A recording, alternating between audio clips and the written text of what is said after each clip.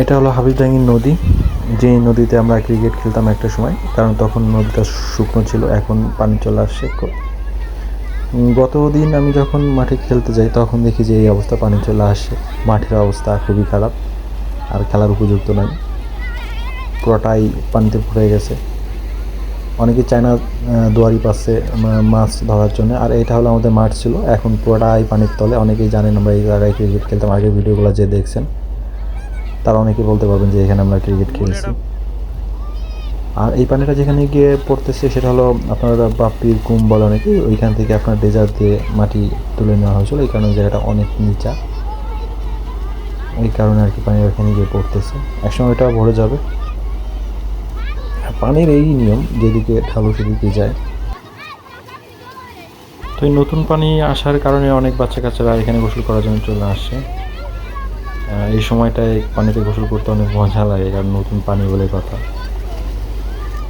অনেক বাচ্চা কাচ্চারা চলে আসছে, একটা নৌকাও নিয়ে আসছে মাছ ধরার জন্য। আর ওই দিকে আপনার এইটা হলো চুনেটেক ব্রিজ, ওই দিকে দূরে দেখা যাচ্ছে যে এটা পানিটা প্রথমে চুনেটেক ব্রিজ হয়েই আমাদের এই পর্যন্ত চলে আসে, তারপরে এই দিক দিয়ে খলিমন্ডল হাট হয়ে একদম মোমিনখালের দিকে চলে যায়। আর এখানে হলো অনেক বাচ্চা কাচ্চারা আছে, দূর থেকে দেখতেছে, দাঁড়ায় দাঁড়ায় রাস্তা থেকে, নদীর সাইড থেকে দেখতেছে বাচ্চারা যে কি হয় এখানে। বাচ্চারা না, শুধু অনেকেই আসছে, অনেক বয়স্ক লোকজন আসছে। এই হলো রিফাত, শাহিন, সবাই চলে আসছে দেখার জন্য যে কি হচ্ছে আসলে এখানে।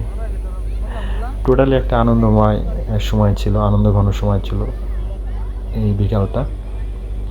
অনেকেই বাপ্পির কুমে গোসল করে, কিছুদিন আগে এখানে মাছ মারা হয়েছে, পুরোটাই মাছ মেরে ফেলছে, আর নাই কিছু।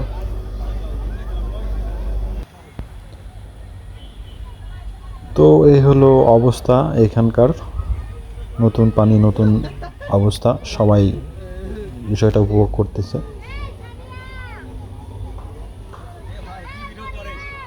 আর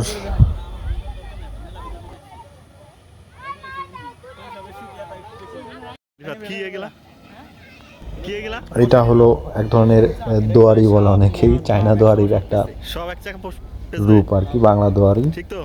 এইটার মধ্যে মাছ একবার ঢুকলে মাছ বের হতে পারে না, এটাকে গ্রাম্য ভাষায় দোয়ারি বলে আর কি। এটা বাঁশের, আগে বাঁশের হয়তো, এখন নেট দিয়ে করে অনেকেই, এই আর কি। নতুন পানি চলে আসছে, কি পরিমাণ পানির স্রোত যাচ্ছে, মনে হচ্ছে যে আপনার 2-3 ঘন্টায় পুরো নদীটাই ভরে যাবে, পাশ দিয়ে পানি উঠে যাবে, এমন একটা ভাব। তো পানি যে এত অগ্রিম চলে আসবে এটা আমরা কখনো চিন্তা করি নাই, এত তাড়াতাড়ি চলে আসবে 1 মাস আগেই। এই পুকুরটায় 3-4 দিন আগে আর কি মাছ মারছে, যদি এই 3-4 দিন আগে মাছ না মারতো, এরা যদি চিন্তা করতো যে 1 মাস পরে পানি আসবে তখন মাছ মারবে, তাহলে অনেক বিপদে পড়ে যেত এরা। এরা লাকিলি আগে মাছ মেরে ফেলছে আর কি, 4-5 দিন আগেই। একটা ছেলে ভিডিও করতেছে ভিজে ভিজে, আর বাকি সবাই দাঁড়ায় দাঁড়ায় দেখতেছে কি হয়, কি ঘটে, কি করে ওরা।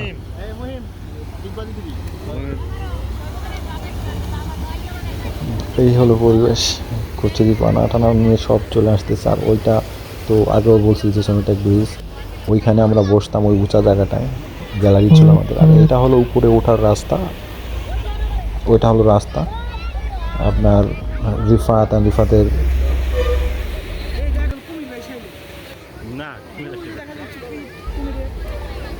এই হলো কুমোরের দৃশ্য, আস্তে আস্তে ওই সাইড ঘুরে একদম কলিমন্ডল হাট হয়ে এই নদী চলে যাবে, এক সময় ঠাইও থাকবে না দেখা গেল অনেক সময়।